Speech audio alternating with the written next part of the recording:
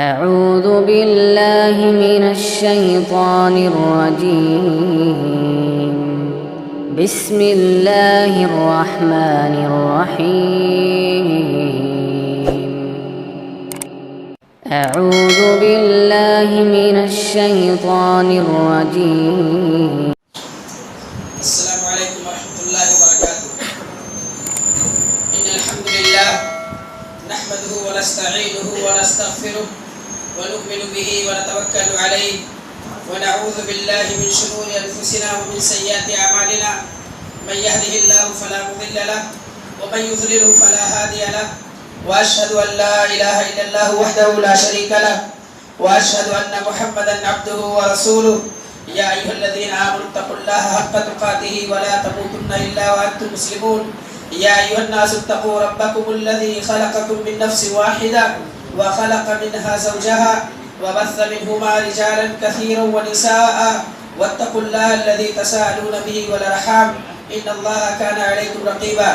يا أيها الذين آمنوا اتقوا الله وقولوا قولا سديدا يصلح لكم أعمالكم ويغفر لكم ذنوبكم ومن يطع الله ورسوله فقد فاز فوزا عظيما. أما بعد قال الله تعالى في القرآن المجيد والفرقان الحميد. فأعوذ بالله من الشيطان الرجيم. بسم الله الرحمن الرحيم. ومن يطع الله ورسوله فقد فاز فوزا عظيما.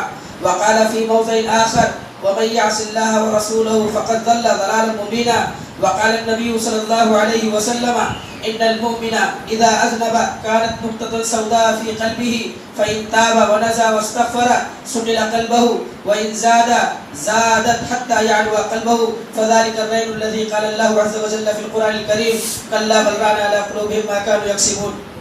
لائق احترام بزرگوں، نوجوان ساتھیوں اور عزیز بچوں، سب سے پہلے تو اللہ رب العالمین کی تعریف، اس کی حمد و ثنا، اس کی بڑائی بزرگی اور کبریائی کہ اللہ رب العالمین نے ہم اور آپ کو اس مبارک مسجد میں ایک اجلاس کے تحت جمع کیا، کچھ دین اسلام کی باتیں سیکھنے سکھانے کی توفیق عطا فرمائی. اللہ رب العالمین سے دعا ہے کہ اللہ رب العالمین ہم تمام لوگوں کو کہنے سننے سے زیادہ عمل کرنے کی توفیق عطا فرمائے. آمین. محترم سامعین، عنوان آپ نے سن لیا ہے، گناہوں کے نقصانات. ہم میں سے کون سا شخص ایسا یہاں موجود ہے جو یہ دعویٰ کر دے کہ وہ گنہگار نہیں ہے؟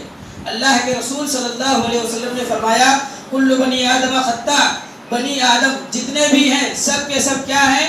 خطا کار ہیں. ہم اور آپ تمام لوگ سوچ لیں کہ آج فجر کی نماز سے لے کر کے مغرب کی نماز تک کتنے گناہ کیے ہیں تو شاید کہ کچھ ہم میں سے ایسے ہوں جو شمار نہیں کر سکتے. ہر شخص یہاں جو بیٹھا ہوا ہے وہ گنہگار ہے. کوئی دعویٰ نہیں کر سکتا کہ گناہوں سے منزہ اور مبرہ ہے، معصوم عن الخطا ہے، یا وہ یہ کہہ دے کہ آج کے دن میں نے کوئی گناہ نہیں کیا ہے. ہر کسی نے کوئی نہ کوئی گناہ کا کام انجام دیا ہے. میرے بھائیوں، سب سے پہلے تو یہ جان لیں کہ گناہ کسے کہتے ہیں. عام اور سیدھی زبان میں آپ لوگوں سے کہوں کہ گناہ ان تمام کاموں کو کہا جاتا ہے جس سے اللہ اور اس کے رسول نے ہمیں منع کیا ہے. اگر ہم ان کاموں کو انجام میں لاتے ہیں، عمل میں لاتے ہیں تو ہم گناہ کرتے ہیں. اسی طریقے سے ہماری شریعت نے جن چیزوں کو کرنے کے لیے کہا ہے اس کو چھوڑ دیتے ہیں تب بھی ہم گناہ کا کام کر رہے ہوتے ہیں. میرے بھائیوں، مثال کے طور پر شریعت نے ہم سے مطالبہ کیا ہے کہ ہم نمازوں کو ادا کریں. اگر ہم نماز نہیں پڑھتے یعنی ہمارا نہ پڑھنا یہ کیا ہے؟ گناہ ہے. اسی طریقے سے ہماری شریعت نے ہم سے مطالبہ کیا ہے کہ سودی کاروبار نہ کیے جائیں، سود نہ کھایا جائے، جھوٹ نہ بولا جائے، چغلی نہ کی جائے، شراب نہ پی جائے. لیکن اگر ہم ان کو کرنے لگتے ہیں تو یہ کیا ہو جاتا ہے؟ گناہ ہو جاتا ہے. یہ گناہ ہو جاتا ہے اور تمام کے تمام انسان گناہوں میں ڈوبے ہوئے. آخر اس کا خمیازہ، اس کا نقصان کس کو بھگتنا ہے؟ کون ہے جو اس کی سزا کو چکھے گا؟ کیا ہمارے گناہوں کی وجہ سے اللہ رب العالمین کی بادشاہت میں، اللہ رب العالمین کی ملکیت میں کوئی کمی ہونے والی ہے؟ نہیں میرے بھائیوں. ہم جتنے بھی نیکیاں کر لیں وہ ہمارے لیے ہے، ہم جتنے بھی گناہ کر لیں وہ ہمارے خلاف ہے.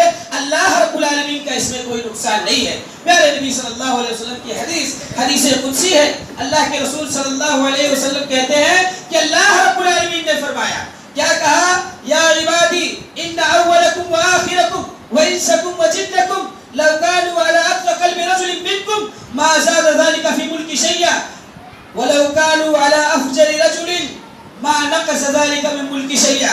اللہ کے رسول کہتے ہیں کہ اللہ رب العالمین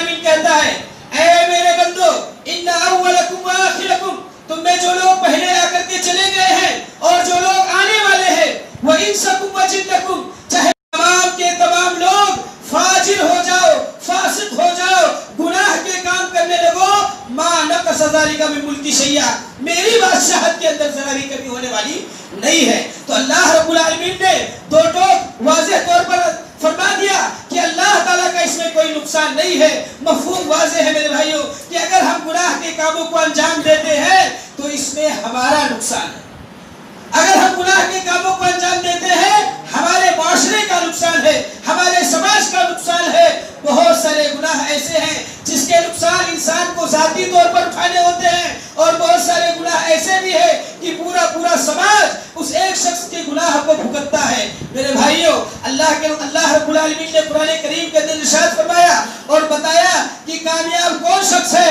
اللہ رب العالمین نے کہا من یطع اللہ ورسولہ فقد فاز فوزا عظیما، جو شخص اللہ رب العالمین کی اطاعت کرتا ہے، جو شخص اللہ اس کے رسول کی اطاعت کرتا ہے، فقد فاز فوزا عظیما، بہت بڑی کامیابی میں ہے، بہت بڑی کامیابی میں ہے۔ ہم نے ابھی مغرب کی نماز ادا کی ہے، ہمیں خوش ہونا چاہیے کہ اللہ رب العالمین کی ہم نے اطاعت کی، نبی کریم صلی اللہ علیہ وسلم کی ہم نے اطاعت کی، ہمارے لیے کامیابی ہے۔ لیکن اگر ہم اللہ اس کے رسول کی اطاعت نہیں کرتے، اگر ہم اللہ اس کے رسول کی نافرمانی کرتے ہیں، گناہوں کی کاموں کو انجام دیتے ہیں، تو اللہ رب العالمین قرآن کریم کے اندر ارشاد فرماتا ہے وَمَن يَعْصِ اللَّهَ وَرَسُولَهُ فَقَدْ ضَلَّ ضَلَالًا مُبِينًا، کہ جو شخص اللہ کی اور اس کے رسول کی نافرمانی کرتا ہے ایسا شخص کیا ہے؟ گمراہ ہے، واضح گمراہی میں ہے۔ میرے بھائیوں، ہم اور آپ اندازہ لگا لیں کہ نیکیاں کرنے پر ہم کامیاب ہو رہے ہیں اور گناہوں کے کاموں کو انجام دینے پر ہم کہاں جا رہے ہیں؟ گمراہ ہو رہے ہیں۔ کیا ہم اور آپ گمراہ ہونا پسند کریں گے؟ یہ ایک بہت بڑا نقصان ہے گناہوں کا کہ اگر ہم اللہ اور اس کے رسول کی نافرمانی کرتے ہیں تو اللہ رب العالمین نے قرآن کے اندر ہمیں گمراہ کہہ دیا۔ یہ ایک نقصان ہے گناہوں کا۔ ایک اور نقصان میرے بھائیوں، اگر ہم گناہ پر گناہ کرتے چلے جاتے ہیں، گناہوں کو انجام دیتے رہتے ہیں، اس کی پرواہ نہیں کرتے، تو اللہ کے رسول صلی اللہ علیہ وسلم کی ایک حدیث سماعت فرمائی۔ اللہ کے رسول صلی اللہ علیہ وسلم نے اس حدیث میں فرمایا کہ وہ بندہ مومن اگر گناہ کو انجام میں لاتا ہے، عمل میں لاتا ہے، تو اللہ رب العالمین اس کے دل میں کالا سیاہ نقطہ رکھ دیتا ہے۔ پیارے نبی صلی اللہ علیہ وسلم نے فرمایا ان المؤمن اذا اذنب كانت نقطة سوداء في قلبه، کہ جب ایک مومن بندہ، کافر کے بارے میں نہیں بات ہوئی، فرمایا کہ ایک مومن بندہ یعنی ہم اور آپ لوگ جس کا اللہ، اس کے رسولوں، اس کی کتابوں، اس کے انبیاء پر ایمان ہے، جس کا آخرت پر ایمان ہے، جس کا یوم قیامت پر ایمان ہے، اچھی بری تقدیر پر ایمان ہے، ان کے بارے میں فرمایا کہ ان المؤمن اذا اذنب، جب ایک مومن گناہ کے کام کو انجام دیتا ہے، گناہ کو کرتا ہے، کانت نقطة سوداء فی قلبہ، تو اس کے دل کے اندر ایک سیاہ نقطہ رکھ دیا جاتا ہے۔ یعنی جب بھی ہم لوگ کوئی گناہ کا کام کرتے ہیں، اللہ کی طرف سے ہمارے دل میں کیا ہوتا ہے؟ ایک سیاہ نقطہ رکھ دیا جاتا ہے۔ فَإِن تَابَ، اگر وہ بندہ توبہ کر لے، وَنَزَعَ، اس گناہ کو چھوڑ دے، وَاسْتَغْفَرَ، اللہ رب العالمین سے بخشش مانگے، ان تینوں کاموں کو کرے، یعنی اگر گناہ کا ارتکاب میں نے کر لیا، مجھ کو سمجھ میں آ گیا کہ ہاں غلطی ہو گئی ہے، کیا کرنا چاہیے؟ ان تینوں کاموں کو کرنا چاہیے۔ اللہ سے توبہ کرے، اس گناہ کو چھوڑ دے اور اللہ سے بخشش مانگے، بخشش طلب کرے۔ اللہ کے رسول صلی اللہ علیہ وسلم کہتے ہیں، پیارے نبی کہتے ہیں سُقِلَ قَلْبُهُ، اس کا دل پھر سے صحیح ہو جاتا ہے، سیکل ہو جاتا ہے اس کا دل۔ لیکن وَإِن زَادَ، اگر گناہ پر گناہ کرتا گیا، زادت، تو وہ نقطہ بھی زیادہ ہوتے چلے جاتا ہے، حتی یعلو قلبہ، یہاں تک کہ پورے دل کو چھا لیتا ہے۔ اور اللہ کے رسول صلی اللہ علیہ وسلم نے اس کے آگے فرمایا فَذَلِكَ الرَّيْنُ الَّذِي قَالَ اللَّهُ عَزَّ وَجَلَّ فِي الْقُرْآنِ، یہی وہ زنگ ہے، یہی وہ زنگ ہے جس کے بارے میں اللہ رب العالمین نے قرآن کریم کے اندر ارشاد فرمایا۔ کیا کہا؟ کَلَّا بَلْ رَانَ عَلَىٰ قُلُوبِهِمْ مَا كَانُوا يَكْسِبُونَ، کہ انسانوں نے جو گناہ کیے ہیں، انسانوں نے جو بدعمالیاں کی ہے، ان بدعمالیوں کی وجہ سے ان کے دلوں میں زنگ پڑ گئے ہیں، تالے پڑ گئے ہیں ان کے دلوں میں، ان کے دل حق بات کو سنتے نہیں، حق بات کو سمجھتے نہیں، حق بات پر عمل نہیں کرتے ہیں۔ ایسے لوگوں کے بارے میں فرمایا کہ ان کے دلوں میں زنگ لگ گیا ہے۔ کیا ہم اور آپ پسند کریں گے آیت کے یعنی ہمارا شمار ان لوگوں میں ہو جس کے دلوں میں زنگ لگ گیا ہے، میرے بھائیوں بالکل نہیں پسند کریں گے۔ اس لیے ضرورت ہے اس بات کی کہ گناہ کو ترک کر کے یہ جو عظیم نقصان ہو رہا ہے ہمارا شمار ان لوگوں میں ہو رہا ہے جن کے دلوں میں زنگ لگے ہوئے ہیں، جو ہدایت یافتہ نہیں ہے، ہدایت جن کو چھو کر نہیں گزرتی، ہم ایسا بالکل برداشت نہیں کریں گے۔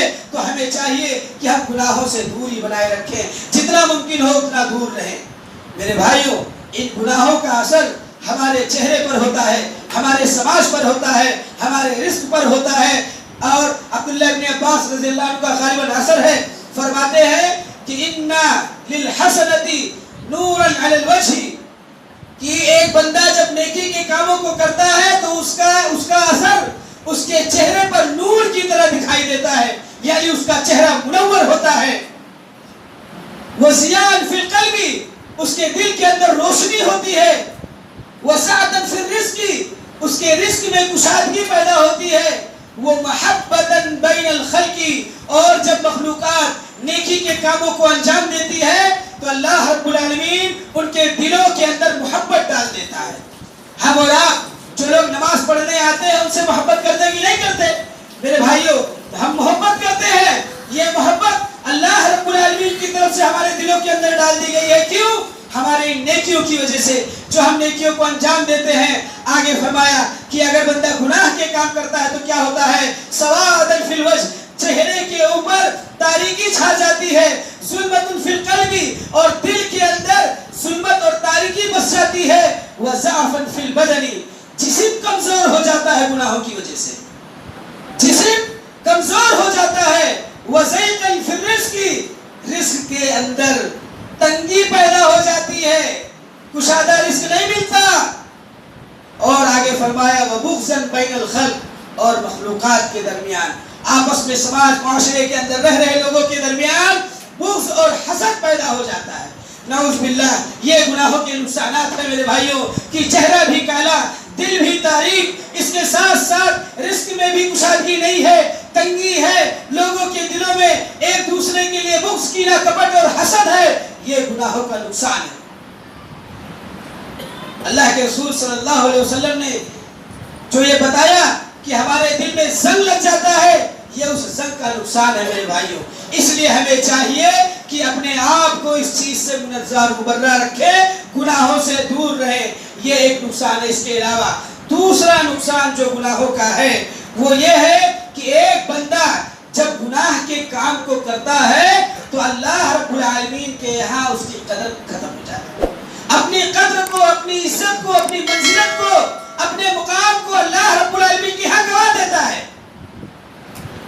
جب اللہ کے یہاں کوئی قدر و منزلت نہیں، جب اللہ کے یہاں کوئی مقام و مرتبہ نہیں، تو میرے بھائیوں دنیا کی کوئی طاقت ہم کو کتنا بھی بھا دے دے، کتنا بھی ہمارا نام و روشن کرے، کتنی بھی ہماری عزت و توقیر کرے، کتنا بھی ہمارا احترام کرے، جو بندہ اپنے رب کی نظروں سے گرا ہوا ہے، جو بندہ اپنے رب کی نظروں میں ذلیل ہے، اس کی کیا اوقات ہے؟ آپ بتائیے میرے بھائیوں۔ ایک شخص ہے جس کے والد اس سے ناراض ہے، پورا سماج اس سے خوش ہے، لیکن اس کے والد اس سے ناراض ہیں، کیا وہ خوش رہ سکتا ہے؟ میرے بھائیوں وہ خوش نہیں رہ سکتا۔ ہم سوچیں کہ اللہ رب العالمین ہم سے ناراض ہے، ہم گناہوں کے کام کو کرتے ہیں، اللہ رب العالمین ہم سے ناراض ہو جاتا ہے۔ ہم غور کریں کہ کیا اللہ کو ناراض کر کے سماج اور معاشرے کو خوش کرنا، سماج اور معاشرے کے لیے گناہوں کے کاموں کو انجام دینا، یہ کس حد تک صحیح اور کس حد تک درست ہے؟ پیارے نبی صلی اللہ علیہ وسلم کی حدیث ہے، اللہ کے رسول صلی اللہ علیہ وسلم نے فرمایا ایاک والمعصیہ فإن المعصیہ حل سخط اللہ عز وجل۔ اے لوگو گناہوں سے بچو، گناہوں سے بچو۔ کیوں؟ کیونکہ یہ گناہ اللہ رب العالمین کی ناراضگی کو، اللہ رب العالمین کے غصے کو واجب کر دیتی ہے۔ گناہ ہم کرتے ہیں، ناراض اللہ رب العالمین ہوتا ہے۔ جس کا رب اس سے ناراض ہو جائے، کوئی دنیا کی طاقت کیا کر سکتی ہے؟ اس کا کتنا بھلا کر دے گی، اس کا کتنا خیر کر دے گی، ہم اور آپ یہ سوچ سکتے ہیں۔ اور اللہ رب العالمین نے قرآن کریم کے اندر ارشاد فرمایا مَن يُهِنِ اللَّهُ فَمَا لَهُ مِن مُكْرِمٍ، جسے اللہ رب العالمین ذلیل کر دے، جسے اللہ رب العالمین ذلت اور رسوائی کے گڑھے میں ڈال دے، جس کا مقام اللہ کے یہاں نہیں ہے، فما لہ من مکرم، تو دنیا کی کوئی طاقت اسے عزت نہیں دے سکتی، دنیا کی کوئی طاقت کے سامنے اس کی جاہ و حشمت نہیں، اس کا مقام و مرتبہ نہیں۔ یہ ہمارا عقیدہ ہے اور ہمیں اس پر عمل بھی کرنا چاہیے۔ اسی لیے اگر ہم چاہتے ہیں کہ ہم اپنے رب کی نظروں میں محبوب بنے، اللہ کا غضب اور اس کا غصہ ہمارے اوپر لازم نہ آئے، تو ہمیں چاہیے کہ ہم لوگ گناہوں سے دوری بنائے رکھیں۔ یہ گناہ کا ایک نقصان تھا میرے بھائی۔ اسی طریقے سے شیطان کو جانتے ہیں ہم لوگ، شیطان کے بارے میں ہم نے سنا اور پڑھا ہے۔ کون ہے یہ شیطان؟ بھائی ہے ہمارا، پڑوسی ہے ہمارا۔ میرے بھائیوں، اس شیطان کے بارے میں اللہ رب العالمین نے قرآن کریم کے اندر فرمایا عدو مبین، کھلا ہوا دشمن ہے، ڈھکا چھپا دشمن نہیں ہے کہ جس کے بارے میں ہم جان نہ پائیں، کھلا ہوا دشمن ہے۔ یہ وہی شیطان ہے جس نے اللہ رب العالمین سے وعدہ کیا تھا کہ تیرے بندوں کو دنیا کے اندر گمراہ کروں گا۔ یہ وہی شیطان ہے جو ہمیں جنت سے نکال کر کے جہنم میں داخل کرنا چاہتا ہے۔ میرے بھائیوں، لیکن جب ہم گناہ کے کاموں کو انجام دیتے ہیں، گناہ کے کاموں کو کرتے ہیں، تو شیطان کے قیدی بن جاتے ہیں۔ وہی شیطان جو ہمارا دشمن ہے، اصلی دشمن ہے ہمارا، اس کے قیدی بن جاتے ہیں۔ کیا ہم اور آپ پسند کریں گے کہ اپنے دشمن کے قیدی ہو جائے؟ کوئی نہیں پسند کرے گا۔ ایک مومن یہ بالکل نہیں پسند کرے گا کہ وہ شیطان کا قیدی ہو جائے۔ لیکن جب ہم گناہوں کے کاموں کو انجام دے رہے ہوتے ہیں میرے بھائیوں، تو ہم گناہ کی وجہ سے شیطان کے قیدی بن جاتے ہیں۔ اللہ رب العالمین نے قرآن کریم کے اندر ارشاد فرمایا وَمَن يَعْشُ عَن ذِكْرِ الرَّحْمَنِ نُقَيِّضْ لَهُ شَيْطَانًا فَهُوَ لَهُ قَرِينٌ، کہ جو شخص اللہ رب العالمین کے ذکر سے اعراض کرتا ہے، اللہ رب العالمین کا ذکر نہیں کرتا، اللہ کو یاد نہیں کرتا، یعنی گناہوں کے کاموں کو انجام دیتا ہے، اللہ رب العالمین نے فرمایا نُقَيِّضْ لَهُ شَيْطَانًا فَهُوَ لَهُ قَرِينٌ، کہ ہم شیطان کو اس کا ساتھی اور اس کا قیدی بنا دیتے ہیں، وہ اس کے ساتھ ہمیشہ رہتا ہے۔ غور کیجئے کہ وہ شیطان جس کے بارے میں بتایا گیا کہ وہ دشمن ہے ہمارا، جو چاہتا نہیں ہماری بھلائی، جو ہماری خیر نہیں چاہتا، وہ چاہتا ہے کہ یہ تمام کے تمام لوگ جہنم میں ٹھوس دیے جائیں۔ اس شیطان کے ہم غلام اور قیدی ہو جاتے ہیں میرے بھائیوں۔ یہ اتنا بڑا نقصان گناہ کا ہے کہ گناہ کا نقصان یہ ہو رہا ہے کہ دشمن کی قید میں چلے گئے ہم۔ اس لیے گناہوں سے بچنے کی ضرورت ہے۔ ایک اور نقصان آپ لوگوں کے سامنے رکھوں کہ جو بندہ گناہوں کو کرتا ہے، اللہ رب العالمین کی نافرمانی کرتا ہے، نبی کریم صلی اللہ علیہ وسلم کی اطاعت نہیں کرتا، ایسا بندہ اپنے آپ سے بھی غافل ہو جاتا ہے۔ کیا مطلب کہ اپنے آپ سے بھی غافل ہو جاتا ہے؟ یعنی وہ سمجھ ہی نہیں پاتا کہ کس چیز میں اس کی عزت ہے، کس چیز میں اس کی ذلت ہے، اپنا مقام کیا ہے، اپنا احترام کیا ہے، سوسائٹی میں اس کو کس طریقے سے رہنا چاہیے، وہ اپنا جو اسٹیٹس ہونا چاہیے، اپنی جو وقار ہونا چاہیے، اس کو نہیں بچا پاتا ہے۔ اللہ رب العالمین نے قرآن کریم کے اندر ارشاد فرمایا وَلَا تَكُونُوا كَالَّذِينَ نَسُوا اللَّهَ فَأَنسَاهُمْ أَنفُسَهُمْ، کہ آپ ان لوگوں کی طرح نہ ہو جائیے جنہوں نے اللہ کو بھلا دیا تو اللہ رب العالمین نے خود ان کو ان کے آپ سے بھلا دیا۔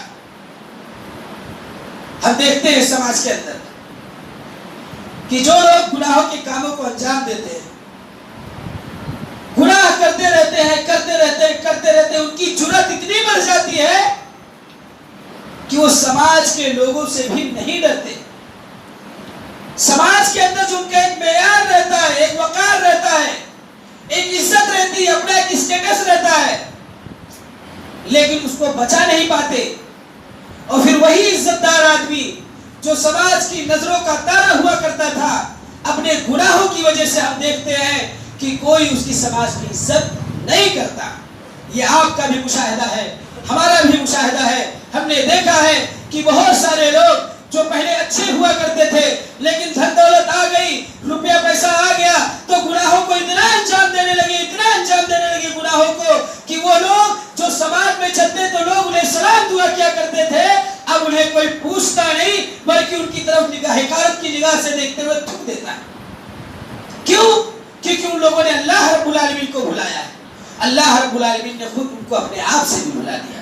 یہ ایک بہت بڑا نقصان ہے میرے بھائیوں گناہوں کا. اسی طریقے سے جو شخص گناہ کے کام کو انجام دیتا رہتا ہے وہ حقیقی زندگی میں اپنی ریئل زندگی میں جو زندگی ہم جی رہے ہیں اس کے اندر بھی چین و سکون سے محروم ہو جاتا ہے.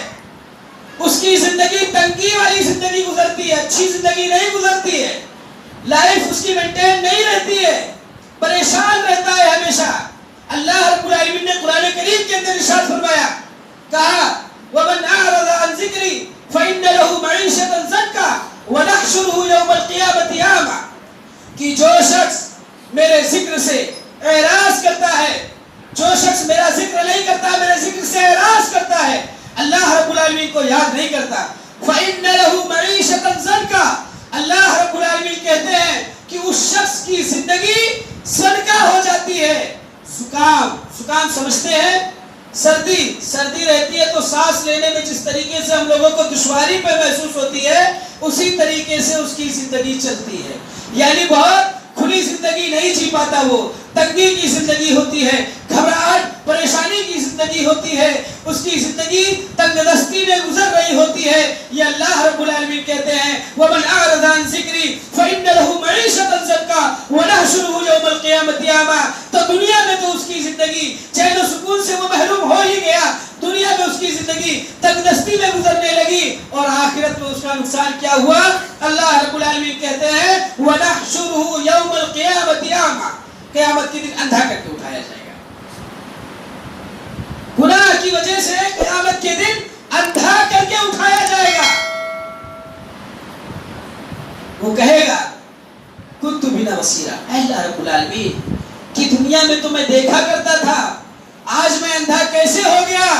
اللہ رب العالمین کہے گا کذالک اتتک آیاتنا فنسیتها وکذالک اليوم تنسى. کہ میری آیتیں تیرے پاس آئی تھی, میری نشانیاں تیرے پاس آئی تھی, تو نے بھلا دیا تھا, آج میں نے تجھ کو بھلا دیا. میرے بھائیوں غور کریں کہ یہ گناہ کتنے ڈینجر ہیں, کتنے خطرناک ہیں, اس کے اثرات کیا ہیں, اس کے نقصانات کیا ہیں.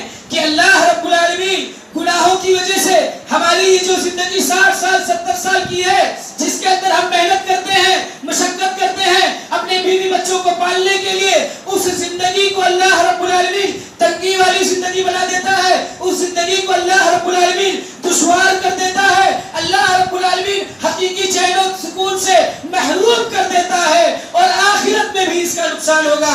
آخرت میں نقصان یہ ہوگا کہ اندھے کر کے اٹھائے جائیں گے, اور اوپر سے تانا بھی ملے گا کہ دنیا میں تو نے ہماری باتوں کو جھٹلا دیا تھا, تو نے دنیا میں ہمیں بھلا دیا تھا, دیکھ آخرت میں تیرا انجام کیا ہے, آج ہم نے تجھے بھلا دیا ہے. میرے بھائیوں یہ بہت خطرناک نتیجہ اور یہ بہت خطرناک نقصان ہے. ہمیں چاہیے کہ ان چیزوں پر غور کرتے ہوئے گناہوں سے دوری بنائے رکھیں. ایک اور نقصان, ہم اور آپ الحمدللہ نعمتوں میں ہیں, جتنی بھی اللہ رب العالمین نے میسر کی ہے اتنی نعمتوں میں ہم لوگ ہیں. ہم سے غریب حالت میں بھی بہت سارے لوگ ہیں, ہم سے پریشان بھی بہت سارے لوگ ہیں. لیکن ایک بات یاد رکھیے کہ جو موجودہ کنڈیشن ہوتی ہے, جو ہماری حالات ہے, جن نعمتوں میں ہم پل رہے ہیں, جو نعمتیں رب العالمین کی طرف سے ہمیں مل رہی ہیں, اگر ہم نے گناہوں کو انجام دینا شروع کیا, اگر ہم گناہ کرتے رہے, اللہ رب العالمین اس نعمت کو بھی چھین لے گا, وہ نعمت بھی ہم سے ختم کر دی جائے گی. کیا آدم علیہ السلام کا واقعہ ہمیں یاد نہیں؟ آدم اور مائی ہوا کہاں رہتے تھے؟ جنت میں رہتے تھے. اس سے اچھا اور کیا چاہیے؟ جنت میں رہتے تھے. لیکن جب انہوں نے گناہوں کو انجام دیا, اللہ رب العالمین کی نافرمانی کر لی, کیا ہوا اس کا نتیجہ؟ کہ اس دنیا میں پھینک دیے گئے. آج ہم اور آپ انہی کی اولاد ہیں. دیکھیے آپس میں کس طریقے سے لڑ رہے ہیں, مر رہے ہیں. کیوں؟ کیونکہ گناہ ایک ہو گیا تھا. میرے بھائیوں جو موجودہ نعمت تھی, جنت جیسی عظیم نعمت, اللہ رب العالمین نے اس نعمت کو بھی چھین لیا. اللہ رب العالمین نے کہا تھا وَقُلْنَا يَا آدَمُ اسْكُنْ أَنْتَ وَزَوْجُكَ الْجَنَّةَ وَكُلَا مِنْهَا رَغَدًا حَيْثُ شِئْتُمَا وَلَا تَقْرَبَا هَٰذِهِ الشَّجَرَةَ فَتَكُونَا مِنَ الظَّالِمِينَ فَأَزَلَّهُمَا الشَّيْطَانُ عَنْهَا فَأَخْرَجَهُمَا مِمَّا كَانَا فِيهِ. میرے بھائیوں غور سے سنیے اس آیت کو. اللہ رب العالمین نے کہا وَقُلْنَا, ہم نے کہا يَا آدَمُ اسْكُنْ أَنْتَ وَزَوْجُكَ, اے آدم آپ اور آپ کی بیوی اس جنت کے اندر رہیں, وَكُلَا مِنْهَا رَغَدًا, اور جتنا ہو سکے کھائے پیے چین و سکون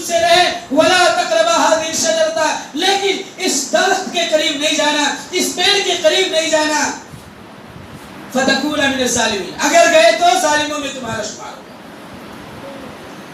اگر ہماری بات نہیں مانی، اس درخت کے قریب چلے گئے تو تمہارا شمار ظالموں میں ہوگا۔ فَأَزَلَّهُمُ الشَّيْطَانُ، وہاں بھی شیطان تھا، یہاں بھی شیطان۔